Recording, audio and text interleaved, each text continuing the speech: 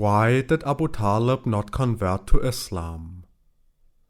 One of Muhammad's followers told him after Abu Talib's death that he had converted to Islam.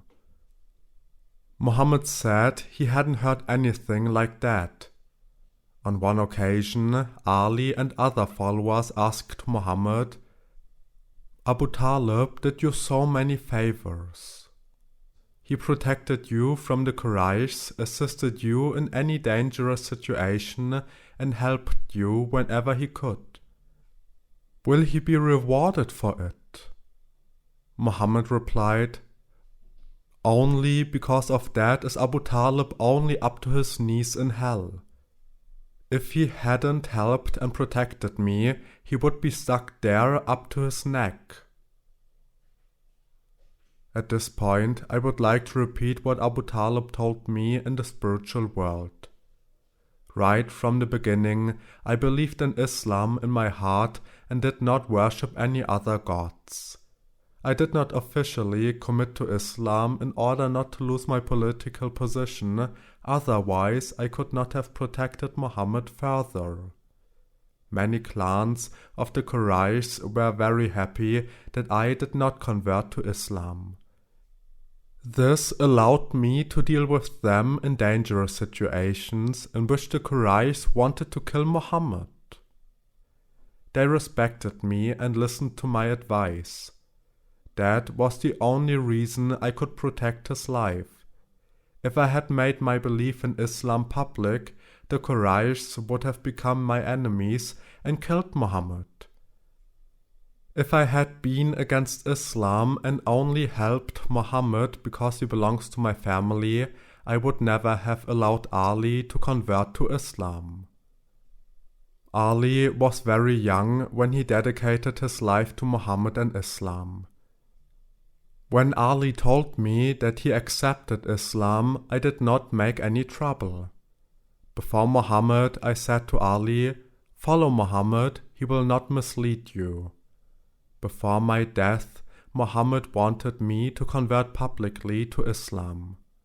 On the other side of my bed, the heads of the Quraysh were standing and asked me to remain steadfast in my belief and not to join Islam. At that moment, Muhammad was upset and frustrated that I did not publicly convert to Islam. In this situation, I thought that the Quraysh of the various tribes would then become the worst enemies of Muhammad. Even when Muhammad whispered in my ear that I should accept Islam, I couldn't do it. I was certain that Muhammad would have told it to the leaders of the Quraysh. Not saying it was the last favor I could do for Muhammad on a political level. I didn't want to make the leaders of the Quraysh angry. In fact, when I did not publicly convert to Islam, the leaders of the Quraysh were very happy and convinced that I left the earth with my old religion. At the same time, Muhammad was unhappy, sad and depressed. It was my psychological weapon that prevented my enemies from rebelling. If I had made a decision in the spirit of Islam in my last breath, the anger and hate of the Quraysh would have been met with full force. If there had been a struggle in this situation, Muhammad would have been outnumbered by the Quraysh. The situation would have escalated and Muhammad could have been seriously harmed. Today, you would say that I made the best of this situation. The story of Abbas, Muhammad's uncle, was similar. As long as Abbas lived in Mecca, he also did not publicly convert to Islam in order to protect Muhammad. Abbas told me that he was one of the first people who secretly adopted the new religion of Arabia. But he kept it to himself and didn't even tell Muhammad, otherwise he would have made it public. Abbas was a very wise man who always gave Muhammad the best advice. Even after Muhammad's death, there were always confrontations between Ali and Usman, in which Abbas stood between them as a mediator. today one would say as a peacemaker. Ultimately, Abbas was unable to smooth the waves between Ali and Uthman because their conflict was getting out of control. In this situation, Abbas asked God to die because he did not want to watch a war between Ali and Uthman. He died shortly after this prayer. Abbas told me many other things. I was very surprised to hear that Abbas, Abdul Muttalib, and Abu Talib were the wisest men in Muhammad's time. Now we are talking about the historical words of Muhammad, which he addressed to the Quraysh and which were written down in the Quran later. He said to them, "If you do not stand in my way, you will be the ones who rule the world." The Quraysh were clever, intelligent, and very wise people. They used this phrase strategically in various fields, but of course also to obtain economic advantages in Arabia.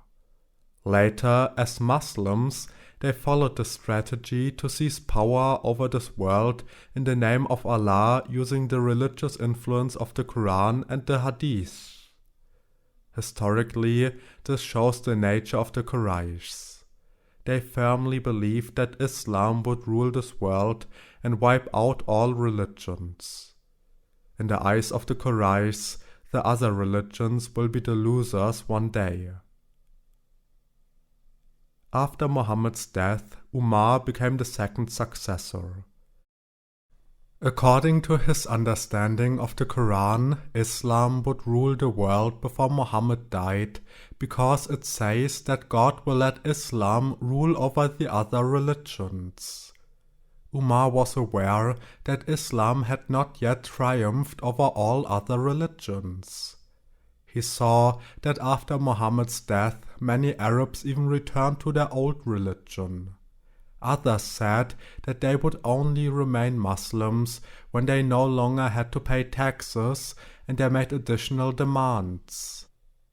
This situation confused him.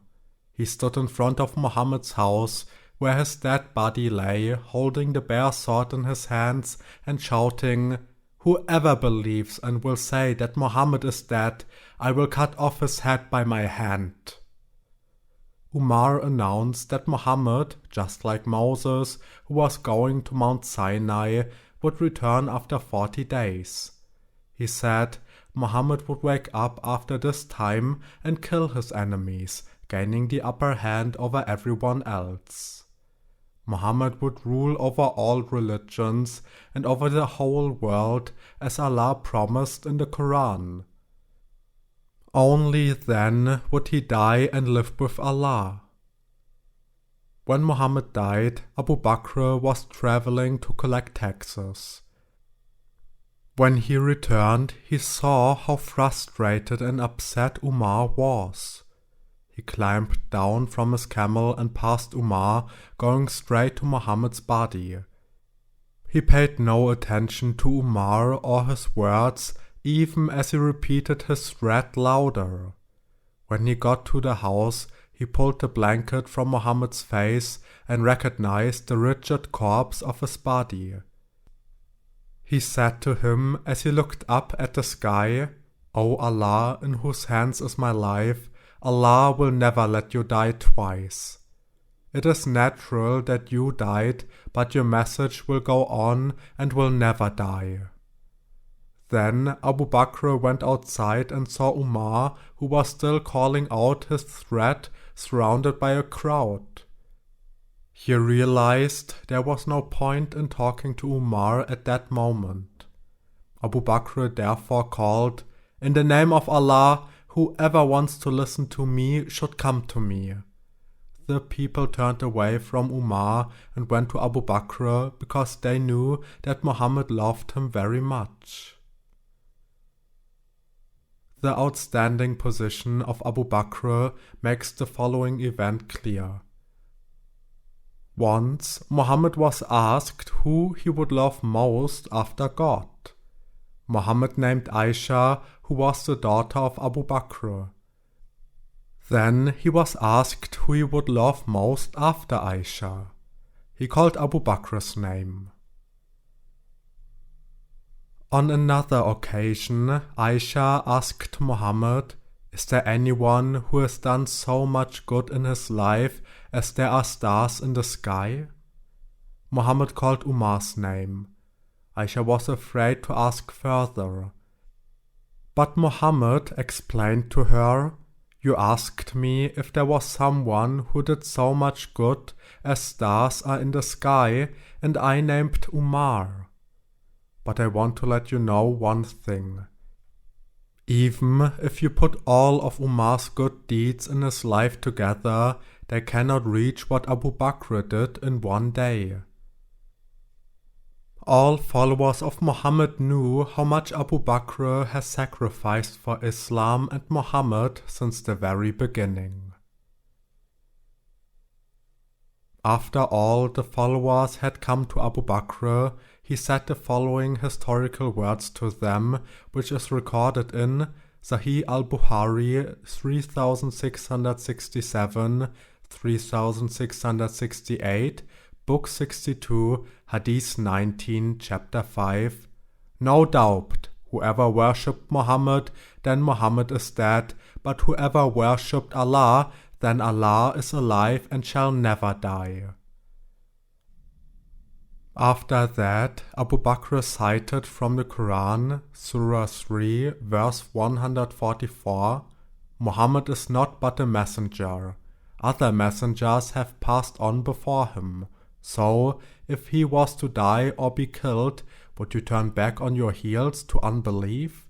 And he who turns back on his heels will never harm Allah at all, but Allah will reward the grateful."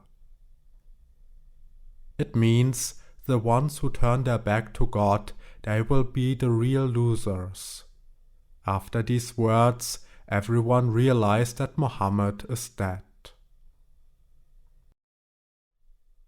The dispute about the succession of Muhammad.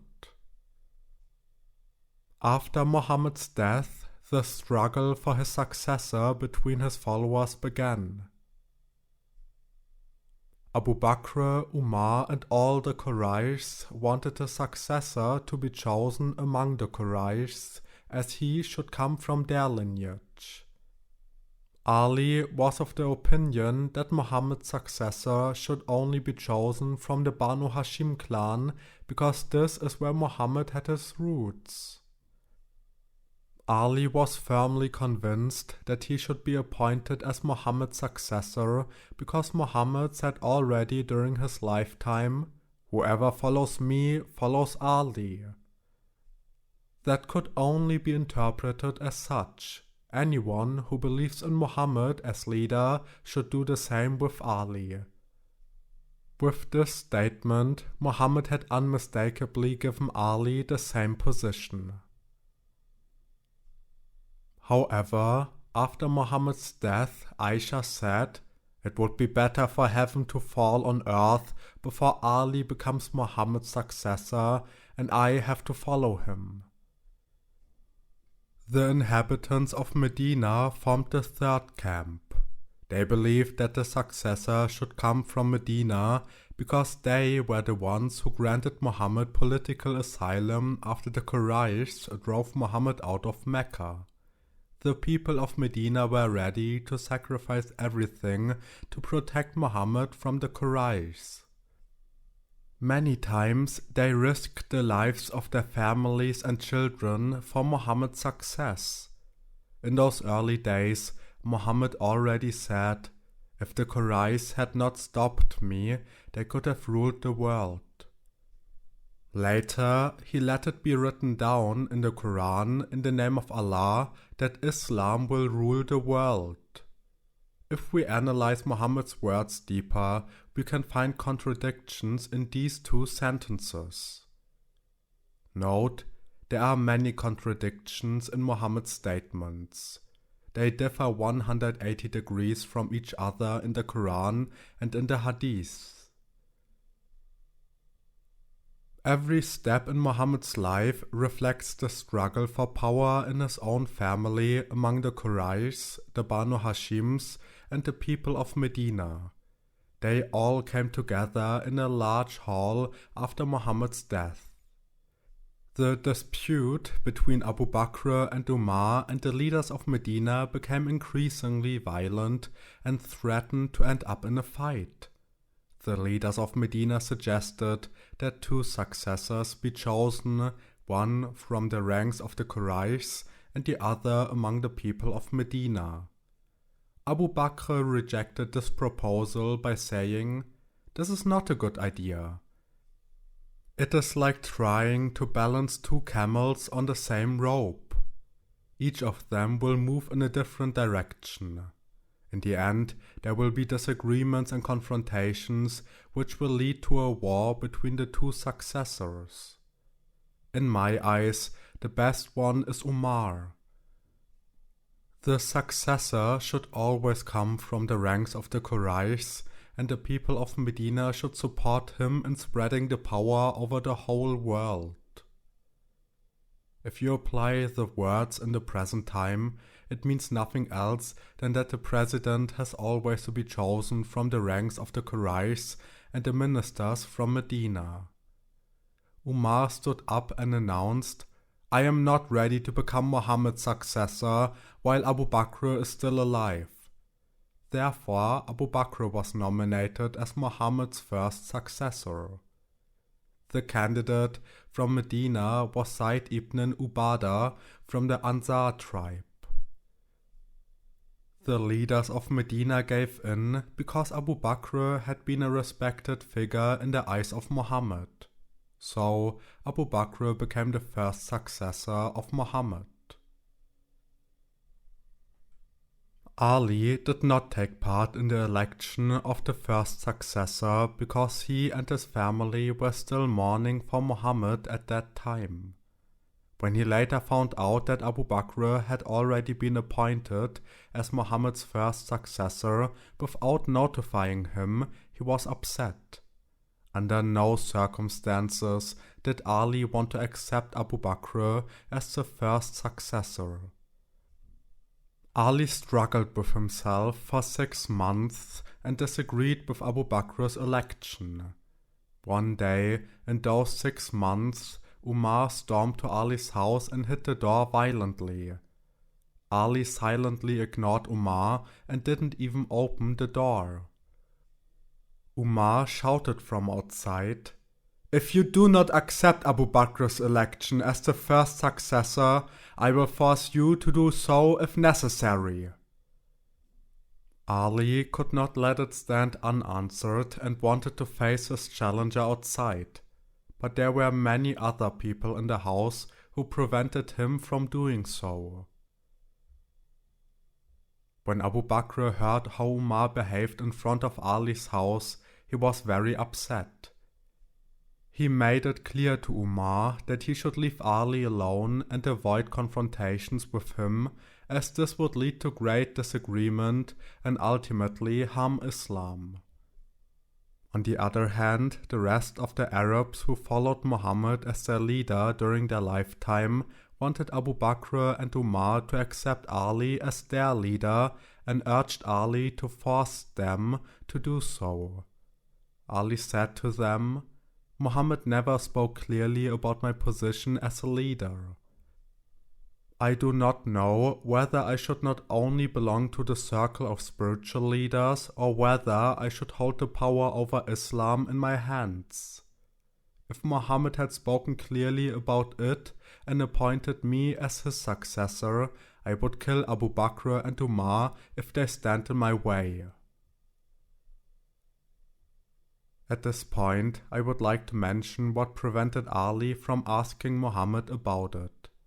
Abbas, the uncle of Ali and Muhammad, wanted to go with Ali to Muhammad together during Muhammad's illness. Muhammad should publicly declare Ali as his first successor. This was also the wish of the top leaders of the Banu Hashim tribe. But Ali wasn't sure. He was concerned and said, Mohammed is very sick right now, and if he now rejects me as his successor, the Quraysh will never give me a chance to become the leader of Islam after Muhammad's death. Therefore, Ali refused to go with Abbas to Muhammad. Ali was torn for about 6 months. He then sent a message to Abu Bakr that he wanted to meet him alone. Umar disliked this idea and advised Abu Bakr not to go alone but to take his army with him.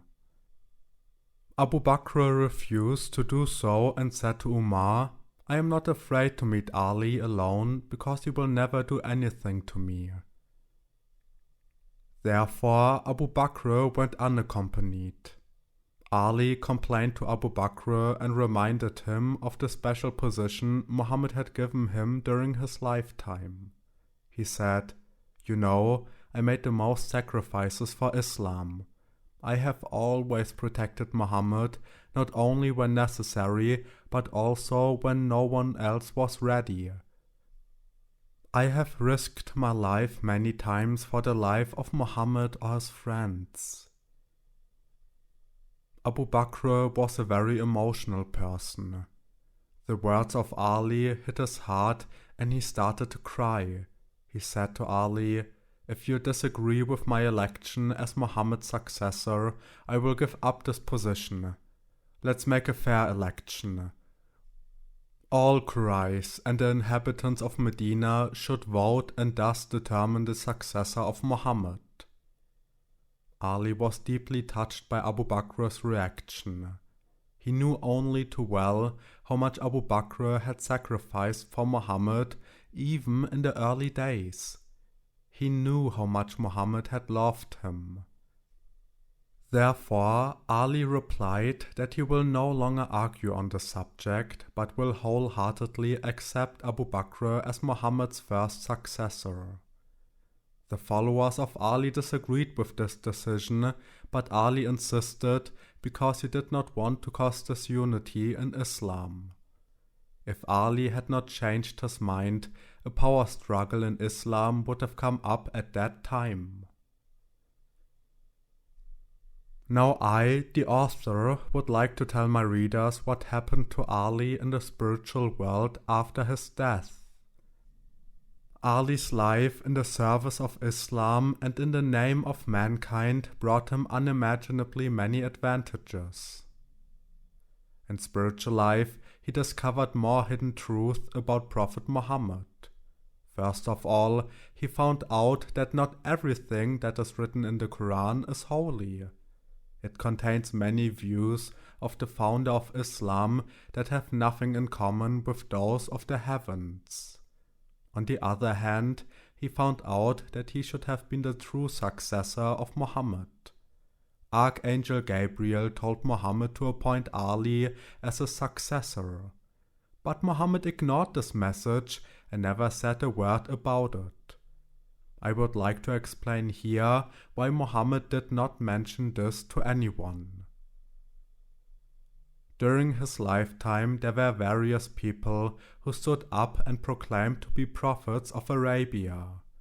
At that time, Ali told Muhammad that the heavens wanted that he also should become a prophet. At this point, Muhammad followed his own perspective. He thought that if Ali along with the others had declared that he is a prophet, it would confuse people across Arabia. Therefore, Muhammad enacted a strict law that no prophet can come after him and that he is the last one. Muhammad justified himself before Archangel Gabriel.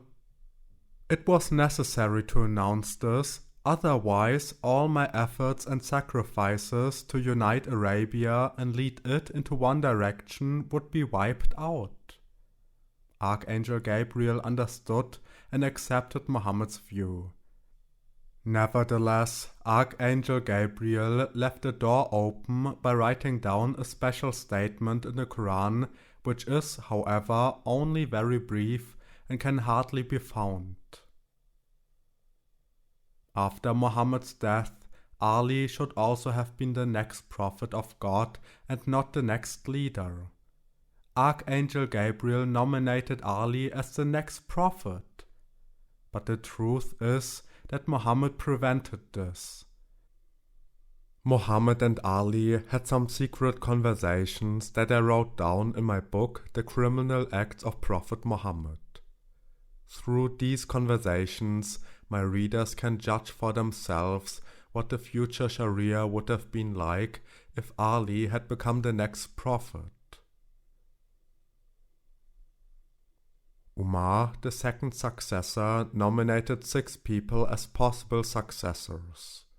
Among these 6, Uthman and Ali were the top candidates. Abd al-Rahman ibn Auf, one of the possible candidates, selected Uthman as the 3rd successor finally.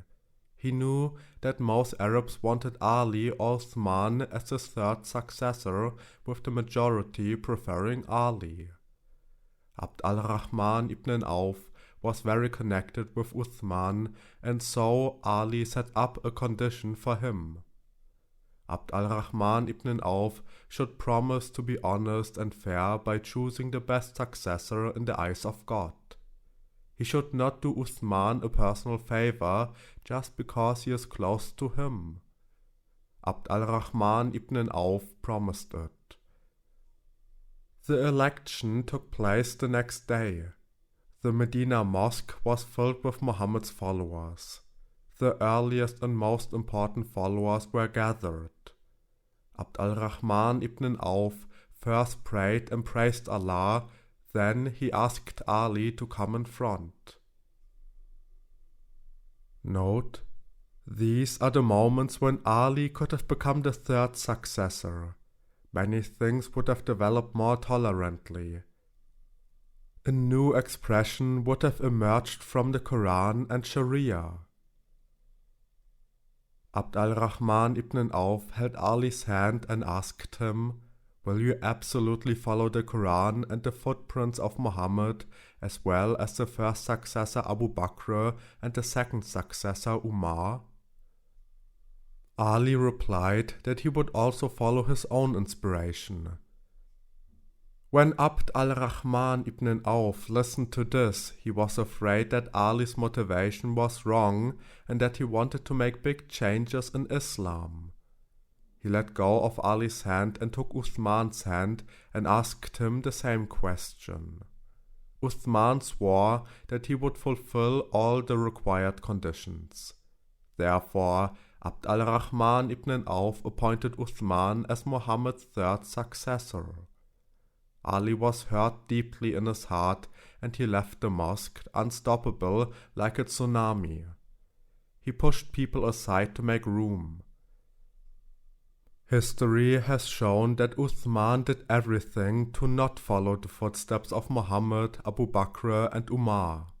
Later, Abd al-Rahman ibn Auf became aware that he had made the wrong decision. He regretted choosing Uthman. Once he said to Ali, "You take your sword in your hand and I mine. Together we will take care of Uthman." Uthman and Ali came from different clans of the Qurayshs. Uthman belonged to the Banu Umayyad clan and Ali, as already mentioned, to the Banu Hashim clan. The Banu Umayyad clan members personally had something against Ali, so they always made the wrong suggestions to Uthman about Ali. Therefore, the confrontation between the 2 clans came to a head which almost culminated in a holy war. But as long as Abbas, Ali's uncle, did his best in the role of a peacemaker, a violent clash could be avoided. The story of the confrontation between Uthman and Ali is very long and finally ended with the death of Uthman. There were rebels in Arabia who believed that Ali was a better successor than Uthman. They invaded and occupied Medina because Uthman should abdicate as the 3rd successor. However, Uthman held on to his position because he was lawfully chosen in the spirit of Allah by his followers. He would never voluntarily give up his position. When the rebels saw that Uthman was unwilling to submit, they surrounded and locked him in his house. From then on, Uthman could no longer set foot in front of his house. He didn't even get water. Suddenly, the empire of Uthman was very small. He opened the window and begged for water in order to survive. The Arab rebels replied that he would only get it when he gave up his position as the Caliph of Islam. One of Muhammad's wives tried to smuggle water to Uthman on a camel. The rebels stopped the camel and emptied the water in the sand. The woman turned back sadly and undone. When Ali heard about it, he filled his water bag and made his way to Uthman. First, the rebels got in his way too. They knew Ali's nature and ability to correct people with the power of his sword if necessary. On the other hand, they did not want to upset him because they wanted him as successor instead of Uthman. Ali made it clear to them that even their arch-enemies should never be denied water. Finally, they gave in and let Ali through with the water. Ali first tried his best to act as a peacemaker between Uthman and the rebels. Every time Ali made an agreement with Uthman, the Banu Umayyad clan members came and influenced Uthman to change his mind again after Ali had left. Less than half an hour later, Uthman sent his message to Ali that he had changed his mind and would not keep the agreement. Ali was getting tired of Uthman, just like Abbas, the founder of the Abbasid dynasty. Abbas said the following historical sentence: "Uthman changes his mind every half an hour. How can I trust him?" When the Arab rebels saw Ali give up his peacemaker role, they put more pressure on Uthman to abdicate finally. The Banu Umayyad clan ruled most of the Arab world. They sent a secret message to Muawiyah, Uthman's right hand, asking for help. Uthman had transferred power over to the largest territory and neighboring countries of Syria to Muawiyah. Uthman's clan members were deceived that Muawiyah would come to Medina with a large army to fight the rebels. Since they trusted in the supposed support through Muawiyah, they tried everything to save time. They used various excuses until Muawiyah's army would be at the gate of Medina. The rebels saw through the strategy. Note: I, the author, know many thousands of facts about this topic. If I try to write them all down, it would go beyond the scope of this book. In this context, however, the reader should know that Muawiyah's sister was married to Mohammed, and therefore he had a strong bond with Mohammed. Muawiyah was very close to Uthman. That is why Uthman did him a special favor by transferring control of part of his territory to him. However, Muawiyah was also a very cunning politician who was always hungry for power. He did not send an army to support Uthman, but looked at the whole situation from a safe distance from Syria. In the meantime, Uthman made many speeches to the rebellious Muslims. He reminded them of the early days of Islam and how many favors he had done for them. He said to them, "In the early days of Islam, Muhammad and his followers did not even have clear water because the wells and springs were controlled by the Jews. I was the one who bought some wells from them and supplied Muhammad and his followers with fresh water. And now I'm dying through the same followers of Muhammad because they deny me the vital water. Whenever Mohammed asked me for money, I gave it to him so that he could continue to do the will of Allah. When Mohammed needed weapons, I provided him with the means. Only in this way could he defend his freedom and that of the Muslims. Today, I am under house arrest and have lost my freedom under the pressure of these Muslims. Mohammed even let me marry 2 of his daughters. Every Muslim and even the followers of Ali know that Mohammed very often gave me the good news of paradise, and now you cry for my blood. While he was reminding them that they should feel compassion for him, many of the Umayyads were in the house and also standing on the roof. They received the wrong news that Muawiyah was almost in front of Medina. In no way did they want Muawiyah, the ruler of Syria, to proudly announce in the end that he had freed Uthman and his clan members from the hands of the rebels. The Banu Umayyads wanted to prove to Muawiyah that they were already defending Uthman and that the fight had started before he arrived with his army. For this reason, one of Uthman's followers threw a stone from the roof of the rebels. The Banu Umayyads put everything on one cart only to be able to say later that they had protected Uthman's life. Knowing that Muawiyah's army would soon arrive at the gates of Medina, they attacked the rebels and the fight began. When the fight raged and Uthman saw that the rebels would invade his house, he changed his mind. He said to Sa'd ibn Abi Waqqas, well known for his leadership in conquering and reigning Persia, I am ready to abdicate as Muhammad's 3rd successor and nominate Ali as my successor. He ran to Ali's house and announced, I have good news for you that you've been waiting for. Uthman resigns. He wants to see you. He agrees with your election through the rebels to lead Islam as the Caliph. Ali and Sa'd ibn Abi Waqqas immediately went to Uthman. There was still a fight going on in front of his house, but when they got there, Uthman was already dead, killed through the hands of the rebels. They came only a few moments too late. Abdul Rahman ibn Abi Bakr was the son of Abu Bakr and one of the rebels.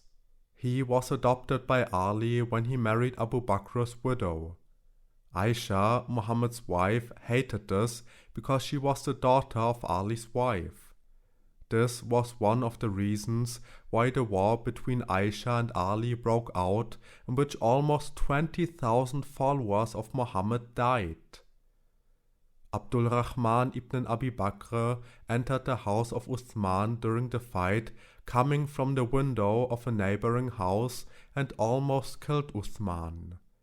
He grabbed Uthman's beard and said, "You old rebellious man."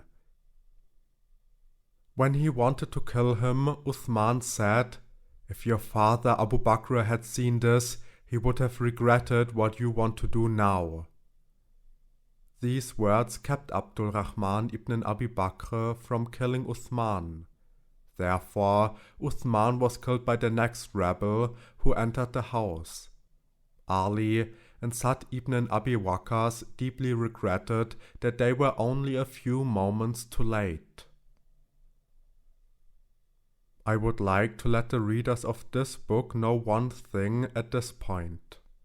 Both sides were convinced of their own actions and accused each other of not following Islam and its Sharia laws. The history of Islam is a history of bloodshed. From the very beginning, Muhammad became a role model for Muslims to kill their offenders and enemies. But the first victims of the holy war were mostly the members of Muhammad's own family. They died through the hands of his own followers. This bloodshed did not only happen at the family level, but also expanded through the 4 successors of Muhammad to the national level. Today, Islamic history, which is soaked in blood, reached its peak on a global level. Islam has proven in the past 1,500 years that it is a violent religion that is ready to shed blood at any time. In every part of the world where Islam could seize rule, the freedom, religion, culture and values of that country were wiped out. Now, in the 21st century, Islam is already in the territory of Europe and America. The angels told me, the author of this book, 25 years ago, that if we fail to stop Islam, it will only be a matter of time before it conquers Europe and America. My mission, for which God called me, was to build a world family and the kingdom of God on earth. Unfortunately, circumstances forced me to accept the second mission to stop the Islamization of America and Europe because the angels asked me to do so. For 25 years, I've been doing everything I can to warn Germany from the dangers of the Islamization and to wake this country up. But all the time, I felt left alone in this matter by my fellow man, like an entertainer without a listener. It seemed as if I was speaking at the wrong place in Germany at the wrong time to people who didn't seem to be concerned or affected. Nobody wanted to believe me. I am mental sick for the people of Germany. Neither the media nor the politicians paid attention to me. Muslims insulted me as an Islam hater and a neo-Nazi. They accused me of inciting hatred on Muslims and Islam. It was only when I published my books, The Criminal Acts of Prophet Mohammed and Islam Does Not Belong to Germany, after 25 years, that the media became aware of me. But I had to pay a high price for that. Muslims tried to kill me 3 times. Years before the refugee crisis, I already saw in my visions that there were many terrorists and well-trained mercenaries among the refugees. Not only did they speak like this, they also behaved like soldiers and would be very dangerous for Europe. But no politician seriously believed it, although I kept emphasizing that these revelations were sent to me through the heavens. These words are especially addressed to the German Chancellor, Miss Merkel, and the former French President, Hollande. They are the ones who urged the European Parliament and the member states of the European Union to open the borders to the refugees. Today we are in an apparently hopeless situation. First we greeted everyone with flowers, and now our cities are no longer safe from these refugees. My eyes are already seeing the dark future of Germany and the European society, which will also overtake our children and grandchildren. We are already hearing voices from the Islamic community very loudly. The democracy should go to hell.